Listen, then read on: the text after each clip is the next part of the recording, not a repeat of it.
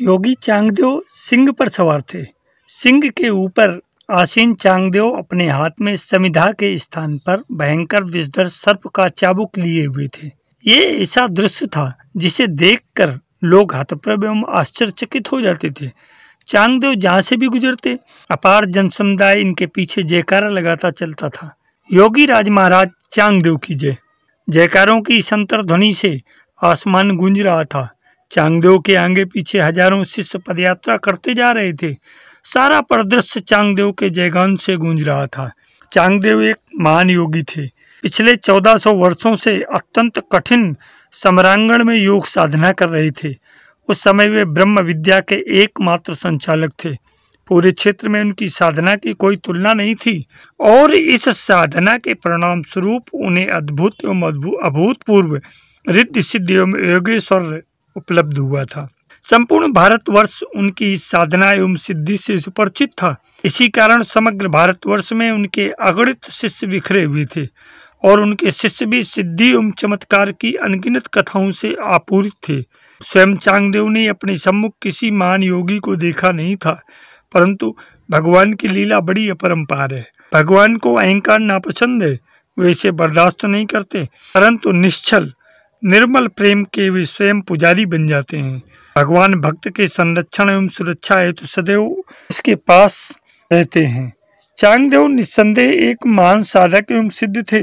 उनके योगी होने में अभी किंचित समय शेष था, अतः उनकी प्रकृति में अपनी साधना की एक सूक्ष्म अहंकार की डोरी जुड़ी हुई थी और ये डोरी उनकी इस यात्रा का मूल कारण थी। चांगदेव सिंह की सवारी कर रहे थे और उनका अंतर्मन एक किशोर व संत ज्ञानेश्वर के अद्भुत चमत्कारों को सहन नहीं कर पा रहा था। वे विस्मित थे, सोच रहे थे, कौन है ये संत ज्ञानेश्वर जिसकी गीता पर लिखी टीका ज्ञानेश्वरी एवं अमृत अनुभव नामक रचनाएं इतनी प्रसिद्ध एवं विख्यात हो गई हैं कि भारतीय जनमानस उनसे उद्वेलित, आंदोलित एवं आनंदित हो रहा है।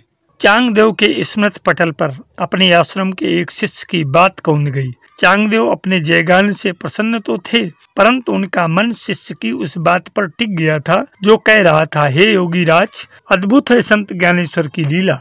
उनके ज्ञान एवं भक्त की भावधारा में सब कुछ सराबोर हो जाता है, कुछ भी तो नहीं बचता है।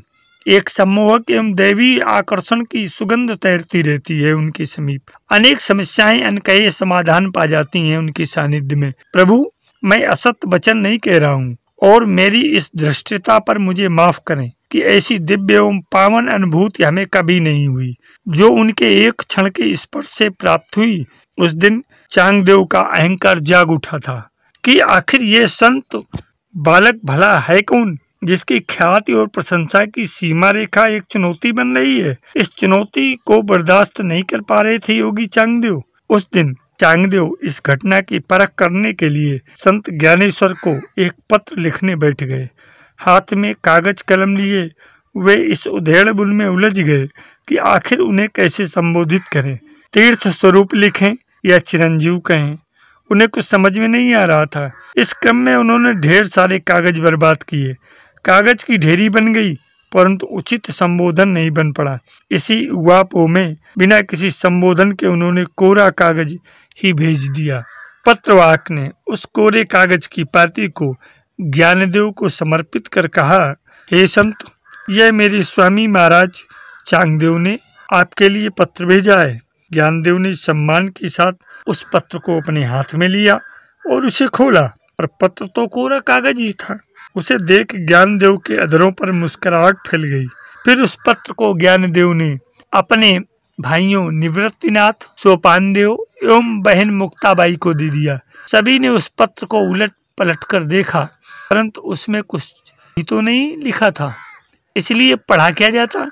अंत में जब वह पत्र मुक्ताबाई के हाथ में आया तो उसे देखकर वे खिलखिलाकर हंस पड़ी और बोली, हमारे योगी जी 1400 वर्ष तपस्या करने के बाद भी इस कोरे कागज के समान कोरे ही रह गए। इस तीखे व्यंग्य से योगी राज निवृत्तिनाथ चौंक पड़े। उन्होंने इसे संभालते हुए शिष्टाचार पूर्वक पत्रवाहक से बड़े ही शांत भाव से कहा, आप इसकी बातों पर ध्यान न दें, यह तो ऐसे ही बोलती रहती है। चांगदेव को हमारा हार्दिक नमन कहें, वे तो महान योगी हैं। हमारे दिलों में उनका श्रद्धास्पद स्थान है। उनसे विनती करें कि वे हमारी इस कुटिया में आकर अपनी चरण रस से इसे पवित्र करें।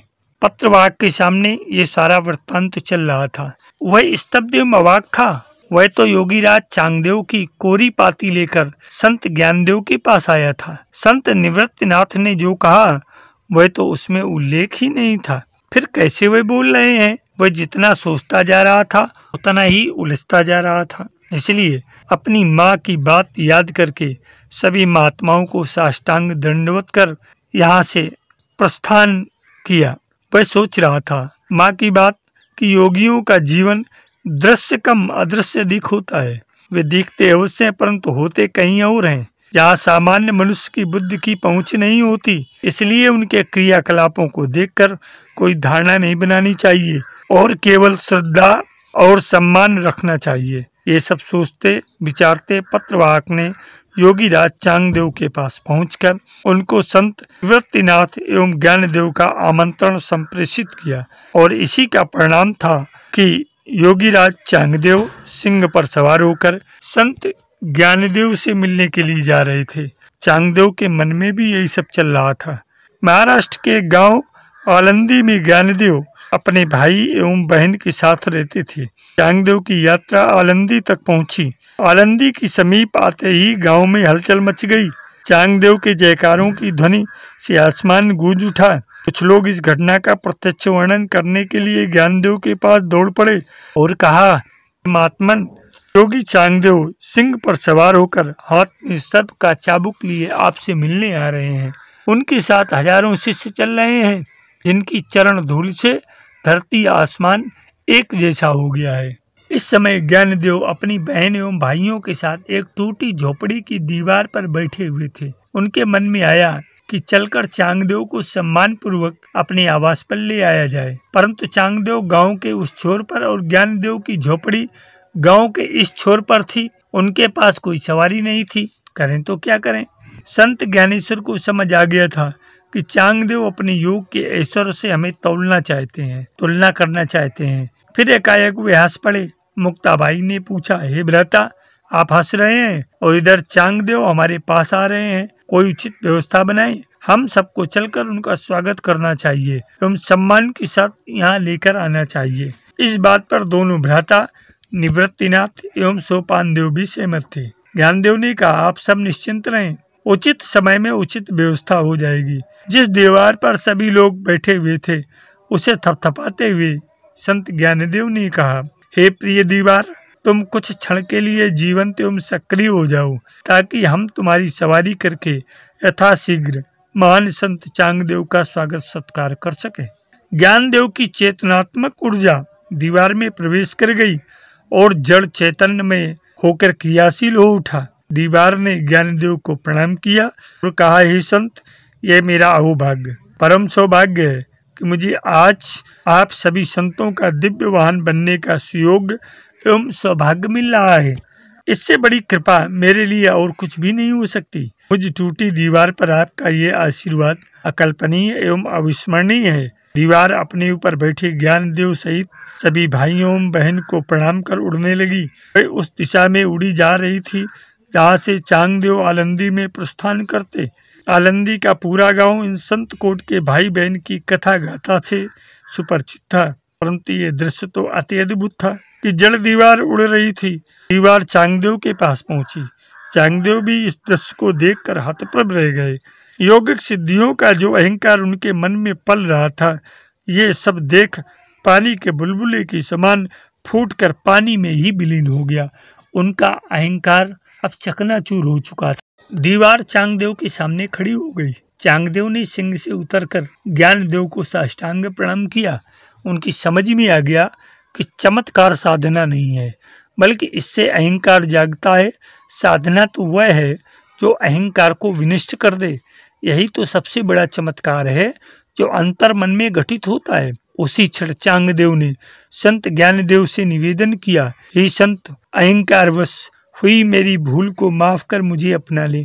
आप मुझे अपना शिष्य बनाने का अवसर प्रदान करें, और जब तक आप मेरे गुरु नहीं बनेंगे मेरी मुक्ति संभव नहीं हो सकती। ज्ञानदेव ने कहा, तथास्तु, आज से मैं आपको शिष्य के रूप में ग्रहण करता हूँ।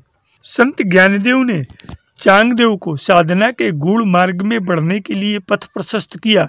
चित्त में संस्कारों के शमन के लिए प्रयुक्त साधना पद्धति का दिग्दर्शन कराया। इसी दौरान ज्ञानदेव ने चांगदेव के लिए चांगदेव पासष्ठी नामक ग्रंथ की रचना भी की। रचना काल में परम ज्ञानी ज्ञानदेव एवं सिद्ध साधक शिष्य चांगदेव के बीच अद्भुत घटनाएं घटी। चूंकि ये घटना चांगदेव के अंतर गगन में घटी, इसलिए जगत इसे समझ नहीं सका। एक दिन चांगदेव ने कहा, हे गुरुदेव, संस्कार एवं कर्मफल में क्या अंतर है एवं इसका विज्ञान विधान क्या है, जिससे कि उससे पार जाकर निर्वीज समाधि में अवस्थित हुआ जा सके। ज्ञानदेव कुछ देर मौन रहे, फिर उन्होंने जवाब दिया, हे वत्स पुत्र, संस्कार चित्त में पड़े उस अंकन या छाप को कहते हैं जो वृत्तियों के माध्यम से पड़ती है। हमारे संस्कार में अनेक जन्मों की अनंत वृत्तियों की छाप पड़ी हुई है और इसी संस्कार के क्रियाशील होने से ही मनुष्य एक निश्चित प्रकार का व्यवहार करने को विवश होता है। इन संस्कारों के द्वारा ही सकाम कर्मों की उत्पत्ति होती है। संस्कारों को काटने मिटाने के लिए ही एक विज्ञान है। यह विशिष्ट विज्ञान जिनके पास होता है वे चित्त रूपी खेत में खरपतवार को काट छांट कर केवल इच्छित फसल को उगने देते हैं और अंत में उसको भी काट कर समाप्त कर देते हैं। संस्कार रहने तक व्यक्ति एवं एक निश्चित संबंध से निश्चित समय तक आबद्ध रहता है, छूट नहीं पाता। इसका संपूर्ण शमन केवल निर्वीज समाधि में ही संभव होता है। चांगदेव ने कहा, अब आप कर्मफल पर प्रकाश डालें। ज्ञानदेव ने अपनी बातों को आगे बढ़ाते हुए कहा, हे पुत्र, अतीत में किए हुए किसी कर्म का जब परिपाक हो जाता है तो उसे कर्मफल कहते हैं। कर्मफल को भोगने के अलावा कोई विकल्प नहीं होता। हाँ, कोई तपस्वी हो तो उसे अपने तप के प्रभाव से हल्का अवश्य कर देता है और फिर उसे आसानी से भोग भी लेता है। कर्मफल को सहना असीम कष्टप्रद एवं पीड़ादायक होता है, परंतु इसके अलावा कोई अन्य विकल्प भी तो नहीं होता। संस्कार को तो काटा जा सकता है, किंतु कर्मफल को भोगना ही पड़ता है और इसे भोग लेना भी चाहिए। संत ज्ञानदेव ने शून्य की ओर देखते हुए कहा, वत्स, मेरा समय अब समाप्त हो चला है। जीवन की संध्या ढलने लगी है। शीघ्र इस देह को त्याग कर अपने धाम पहुंचने की त्वरा बढ़ गई है। फिर वे देर तक मौन रहे। वहीं बैठे बैठे उनकी समाधि लग गई। मेरे अध्यात्म प्रेमी जिज्ञासु मित्रों, संत प्रवर श्री ज्ञानेश्वर जी महाराज ने संवत 1407 में प्राय 22 वर्ष की आयु में जीवित समाधि ले ली। लोगों का विश्वास है कि वे एक जीवन मुक्त सिद्ध योगी थे और आज भी जीवित ही हैं।